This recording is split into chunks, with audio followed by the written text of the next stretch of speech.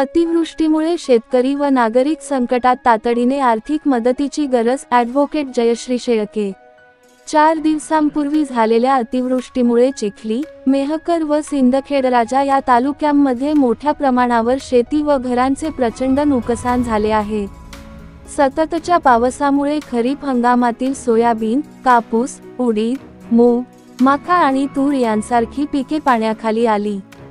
शेतात पाणी साचल्यामुळे मुळे कुजली असून पुन्हा पेरणी करणे शक्य नाही. अनेक शेतकऱ्यांनी कर्ज काढून पेरण्या केल्या होत्या. अनेक शेतकऱ्यांना दुबार पेरणी करावी लागली होती.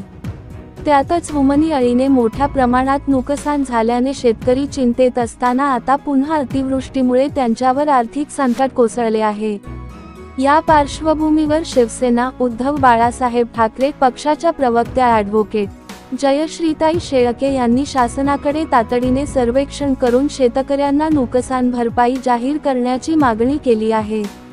चिखली शहरातील माळीपुरा परिसर हा नदीकाठचा असल्याने या भागात घरांमध्ये पाणी शिरल्यामुळे अनेक घरांतील अन्नधान्य, जीवनावश्यक वस्तू, धान्य, कपडे व घरगुती साहित्य पूर्णपणे वाहून गेले आहे. परिणामी या भागातील नागरिकांना मोठ्या अडचणींचा सामना करावा लागत आहे. शासन कर्जमाफी द्यायला तयार नाही. शेतीमालाला भाव नाही. त्यात आता अतिवृष्टीमुळे अस्मानी आणि सुलतानी संकटात बळीराजा सापडला आहे. या पार्श्वभूमीवर आज ॲडव्होकेट जयश्रीताई शेळके यांनी माळीपुरा परिसरासह चिखली तालुक्यातील भोगावती, सोमठाणा, पेठ आणि बोरगाव काकडे येथील बाधित भागांचा दौरा केला. त्यांनी प्रत्यक्ष घटनास्थळी जाऊन परिस्थितीची पाहणी केली आणि स्थानिक नागरिकांशी संवाद साधून त्यांच्या व्यथा जाणून घेतल्या.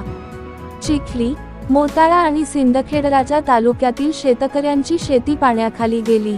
अनेक ठिकाणी जमिनी खरडून गेल्या आहेत. पिकं पूर्णपणे नष्ट झाली असून शेतकरी बांधवांवर प्रचंड गंभीर संकट उभं राहिलं आहे. या नैसर्गिक आपत्तीत झालेल्या शेतीच्या प्रचंड नुकसानीचे तात्काळ पंचनामे करून शेतकऱ्यांना आर्थिक मदत देणे अत्यंत आवश्यक आहे, असं मत त्यांनी यावेळी व्यक्त केलं.